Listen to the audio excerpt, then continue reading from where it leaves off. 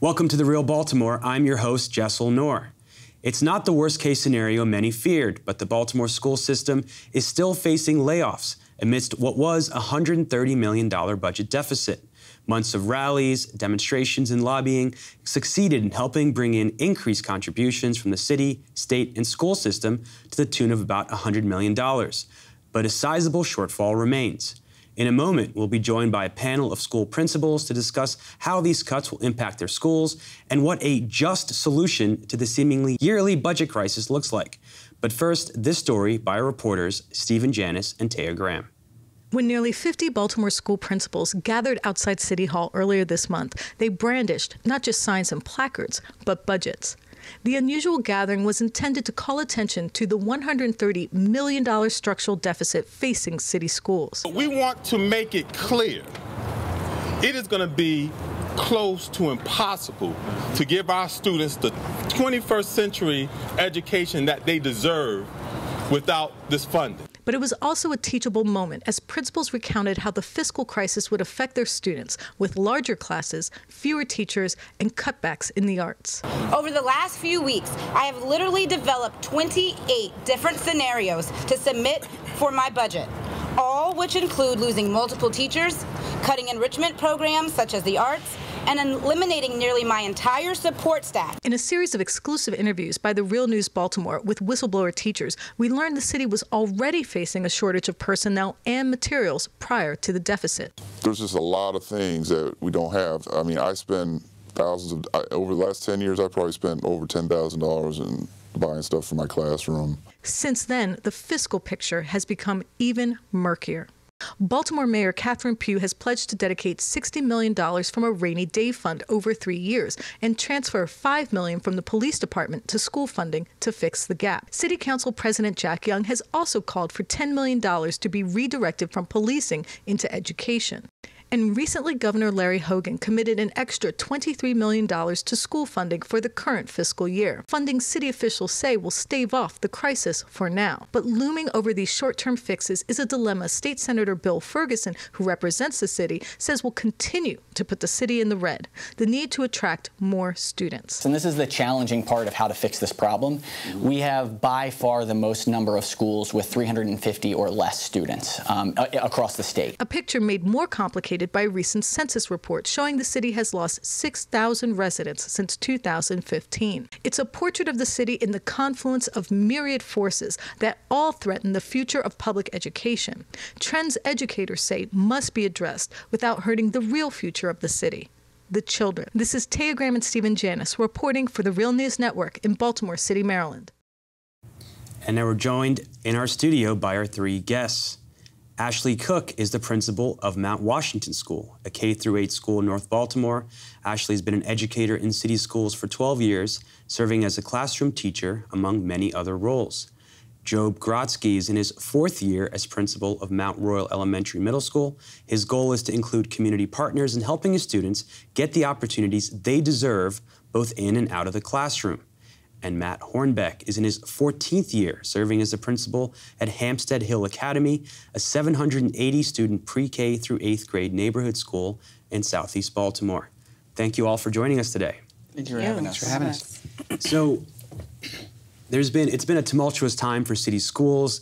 There was a $130 million budget deficit that's been cut down a significant amount, but you're all going to have to make some hard cuts over the next few days and weeks. Matt, let's start with you. What are those cuts going to look like for your school? So Hampstead Hill Academy lost about $950,000 initially. Through the efforts mentioned in your opening comments and the piece we heard, we will get about $400,000 back. And so it's not as dire as it was. We will be raising class size in some grades, and we will be doing without some positions that we have decided will minimally impact programming for students. But nevertheless, we don't need fewer positions. We need more talented people in the school system. And it is not a good year. It's not a good budget cycle. And it's very difficult. Our enrollment is growing, and we are at scale. But in smaller schools and district-wide, the budget outlook, in order to really turn it around, we need to attract and keep families in Baltimore City. And Ashley, how about you? You're at Mount Washington, which is considered one of the top schools in the city. How are these cuts going to be affecting? Yeah, so we initially lost about $945,000, and through all of the advocacy efforts and the commitments from the state, the city, and the school system, we are recouping back around $650,000. So initially, that seems like pretty significant revenue bringing back, but we are still going to have to suffer some cuts, most specifically in one of our administrators. So my school has 2 physical campuses with 2 physical addresses, almost really like having 2 separate schools. And in order to... Is that split between K through 5? It's K to 3, and then 4 to 8. Okay. But in order to purchase back some of the teacher positions and support staff positions that we were facing to lose, I still will have to cut a teacher position, losing my assistant principal, and this was all to keep our class sizes manageable to what they currently are, so still around 31 children, in addition to having the support staff to assist with those large numbers. So a lot of my families, as well as my staff and I, are still a little concerned around what the climate and the culture could potentially look like with losing an administrator to operate our second building. And when we're talking about class sizes, for people that haven't been in a classroom, Job, can you talk about why that's so important, and also how the cuts are going to impact your school? Yeah, so class sizes has been a focus for us at Mount Royal because we don't want class sizes above a certain number. We have a magic formula. Elementary, I think 25 is a good number. With the fair student funding model, we can't have class sizes that are sustainable lower than that and have the programming that we want, the arts, the activities after school. So we've been able to buy back a few teachers. So the focus in the additional money has been restore the classroom teachers that we would have lost. I think when you talk about climate in a building, when you have 30, 40 students in a classroom, you can't ask of any teacher, no matter how good they are. So we also are faced with losing an administrator as well. So I think when all the work that we do as principals, when we're talking about the climate of the school, when you're faced with the potential decline of a climate, is very worrisome, whether it's increased class sizes or losing administrators or support staff or the wraparound services that we all need. And I agree with Job. Jessel, the pain that's been felt in schools and the anxiety and worry that's happened these last 3 or 4 months has been unprecedented in many respects. The threat initially of 1,000 layoffs really sent a pretty powerful shockwave through schools, parents, teachers, many of whom will find jobs in surrounding counties. And that's a terrible and sad thing to go through. There are a lot of very committed principals and teachers in the city, families that aren't going anywhere.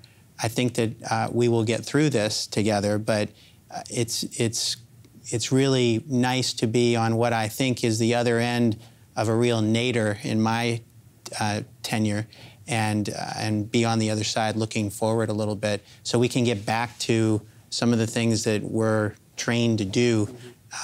And funding rallies are not in the job description. They're part of the work, but they're not something that we normally have to do each year.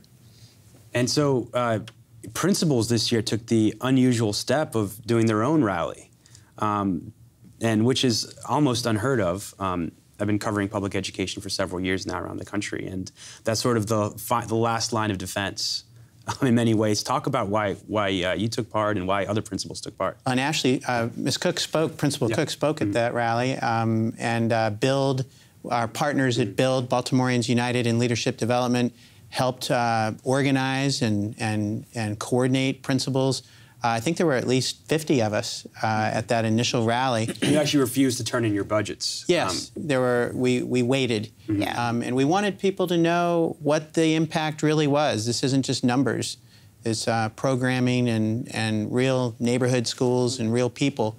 And Ashley, you spoke at that. So I was going to say that, you know, like Matt had mentioned, this is unprecedented times, right?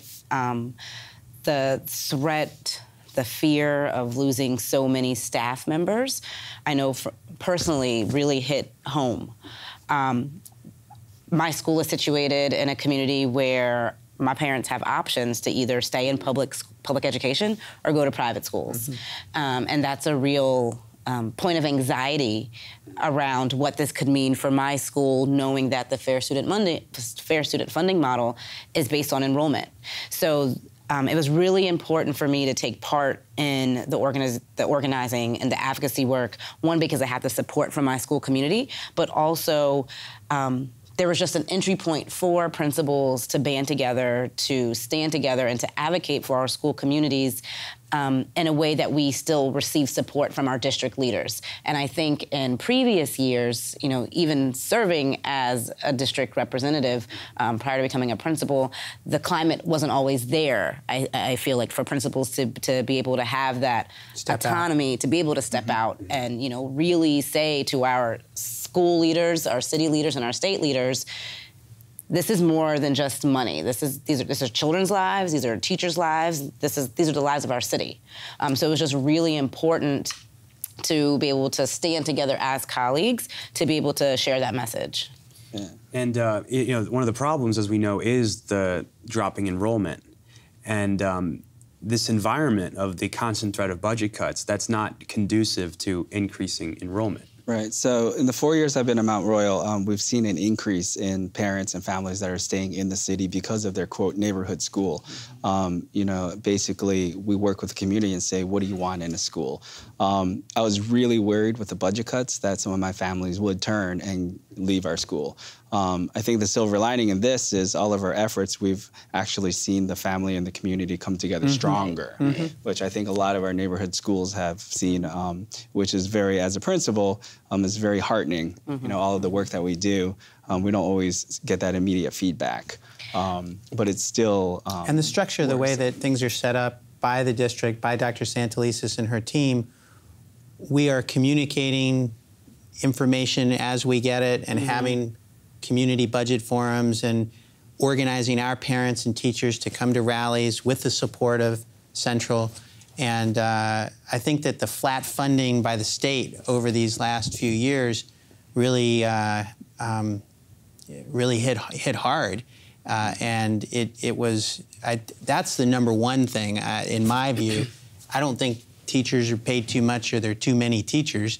I think that the state flat funding the neediest kids in Maryland year after year after year has really resulted in unbelievable fiscal challenges in Baltimore City. And we are all trying to build that bridge to the Kirwan Commission.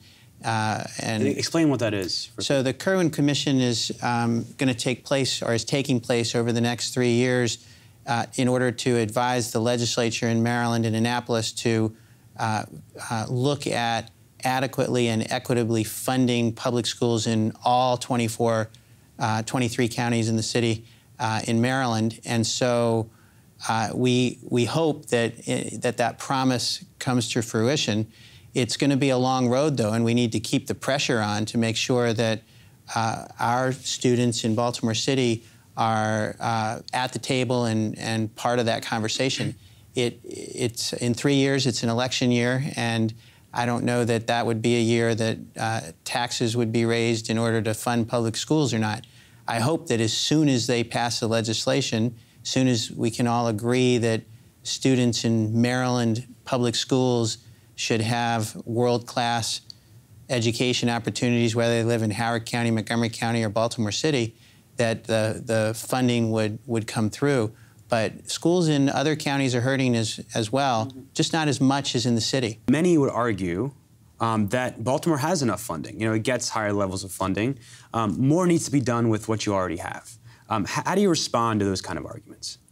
So one of the things that I think a lot of the organizing and advocacy work has attempted to do, and I'm hoping that we see that the need to keep doing this, is educating folks around some of the misinformation, right? So we have had an external audit in Baltimore City public schools that was shared publicly, and that audit found that there was not mismanagement of dollars. Compared to our other urban districts across the country, we have some of the slimmest folks, some of the slimmest organizations at central office. So, we have made over years the changes that need to be made, the sacrifices that needed to be made to work with the dollars that we have. The dollars that are provided just aren't adequate and equitable because our students across the city, it just costs more to fund their education. When you have one of the highest percentages of special education and the highest poverty level in the state, it takes more dollars to be able to provide education, quality education for those students. So my hope is that the organizing that we've done and the advocacy work that we've done has educated all communities in Baltimore City so that the next election cycle and as we move towards Kerwin, that we just grow the numbers of students and families and communities that are represented to be able to fight this fight together for what's equitable and just what's right and just for children. I think in education, the do more with less has always been there. But so I would say to some of the commentators, come into our schools and see what our teachers are doing more with less. We have probably the best teachers in Maryland because they have to do more with less year after year. And with this budget crisis, my opening to my staff was they're asking us to do more with less again. I think you can go into any school in Baltimore City and see that there is no excess funds. There's no wasteful funds. You're talking about choosing bus field trips over paper, one or the other. It shouldn't have to be one or the other for our students. Or people. So like choosing a teacher over paper, like that's not fair. No one would run a corporation with all the operational items and not a staff, right? Like that's just not right.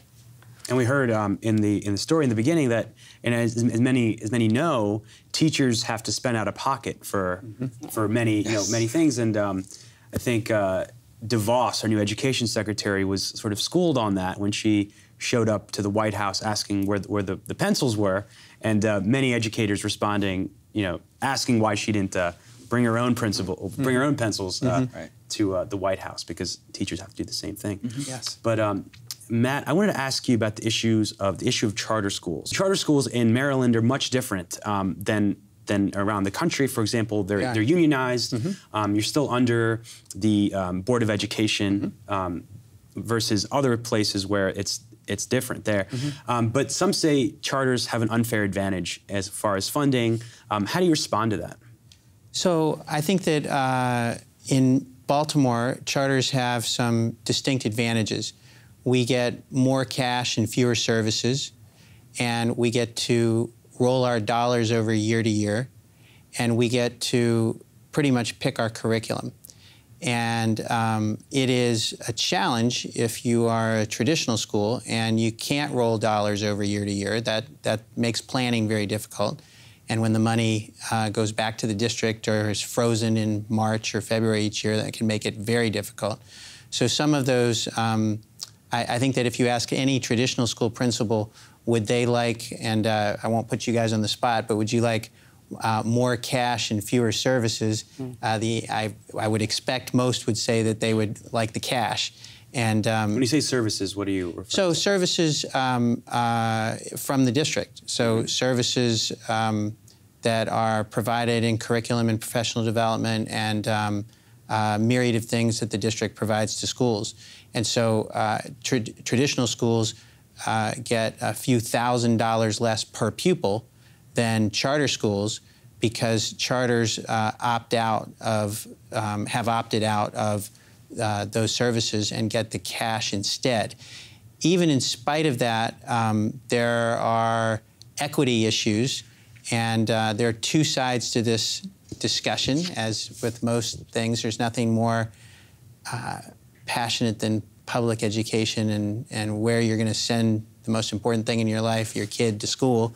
And so when it comes down to the money and how the schools are going to be resourced, that's equally hot sometimes. I think that small charters and small traditional schools both suffer from scale issues that are very difficult to overcome. And you can't have what looks like a school if you don't have a certain number of kids. My own experience in a school that's at scale and large, and we have been able to resource everything we wanted to do over the years. And the Baltimore Curriculum Project is a great nonprofit operator that's been around for 2 decades in Baltimore City, and they are good partners in the work. There are a number of charters suing the district for even more funding.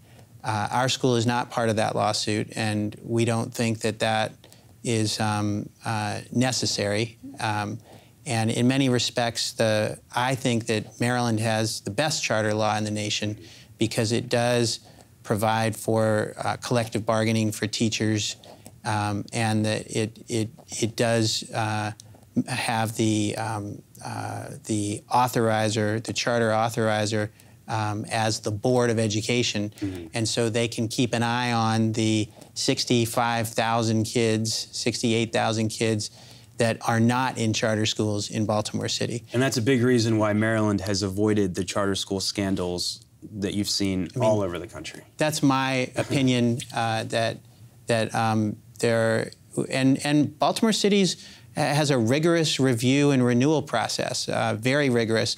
All schools, including charters, participate in a school effectiveness review. And I wanted to change gears a bit for the rest of our conversation. Yeah.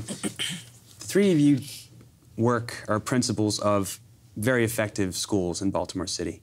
If you were able to, tell us what makes it so great. We know that the community has a big role in it. You all talked about parent and community involvement. We know that socioeconomic background of the students does play a factor. But what lessons we need to learn? What things can be replicated in schools across the city and across the country? Let's start with you. So I think it's just the investment. So the investment of people in your nearest school, your community school, your neighborhood school, the school that you pass on your way to work. I am very fortunate to have a community that's really involved, both community members who actually send their kids to my school, but then also neighbors who just live in the neighborhood, have no children, but know that this is their investment.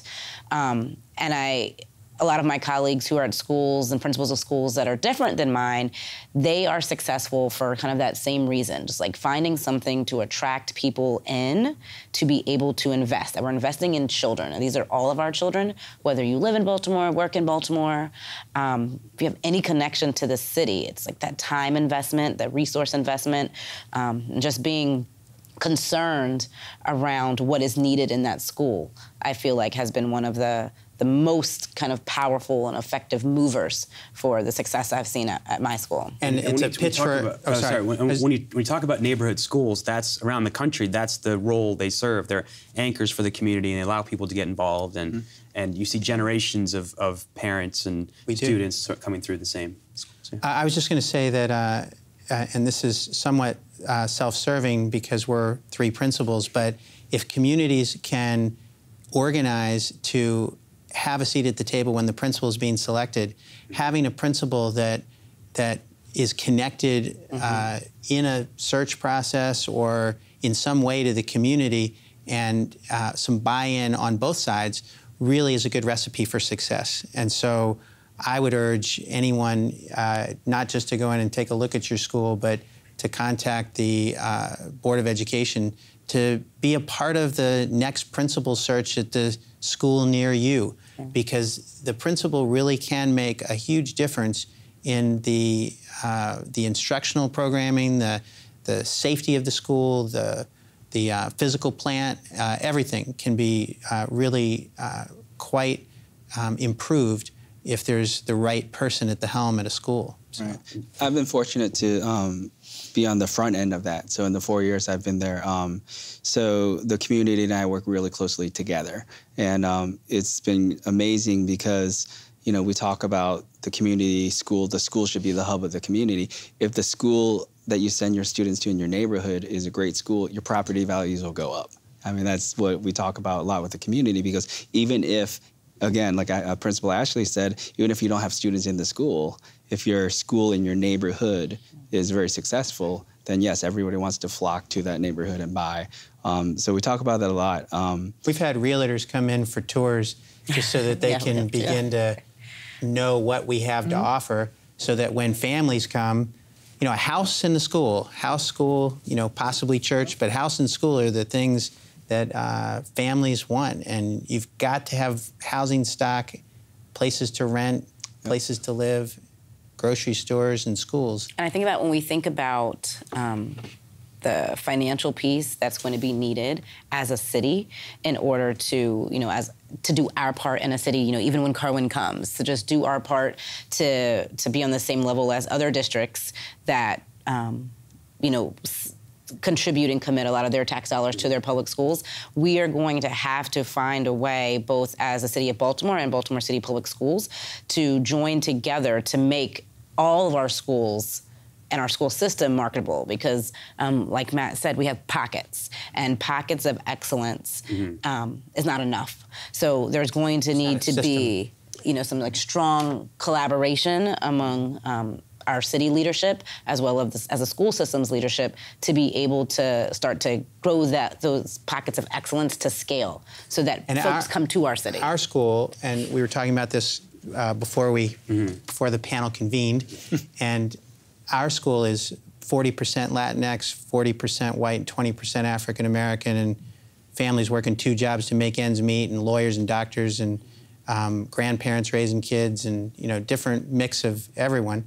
And Job, you were saying, you know, you have my school's about 95% African American. Yeah. But we're in, you know, that's not representative of my neighborhood. And so having race be part of the discussion, and as a proxy, you could also talk about income, but really we have a lot of segregated neighborhoods.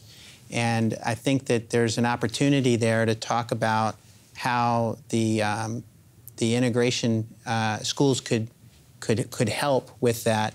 It might be a conversation that involves some of the counties, some of what Senator Ferguson has proposed in terms of magnet schools that draw from the county and the city. Some of the work in, is it Hartford, Connecticut, I think was in the newspaper recently. And that is a interesting model. And what about maybe more short-term solutions? We were talking about free pre-K for all students. Universal. Universal, yeah. That could be a simple demand. How would that impact educational outcomes in your schools? You were saying about... So we've had pre-K at my school. This is my 2nd year, and there's such a difference with students coming in who are prepared for kindergarten versus those that have not had the all-day pre-K. You know, in terms of, you know, not just the academics, but the social aspects of basically how do you conduct yourself in a school. A lot of our students coming in straight from home, daycare, to kindergarten. Your first month or so is taken up not on the academics, but on the social aspects of kind of acclimating yourself to a school building. When you have a full year of that, then those students can hit the ground running. And we've seen a huge increase in, and I think the data shows from what Dr. Santelises showed, just the readiness of our students. All right, well, I want to thank you all for joining us. We want to keep this conversation going. So we ask you to submit your questions and comments to us at therealnews.com, on Twitter, or on Facebook. You can find us at The Real News.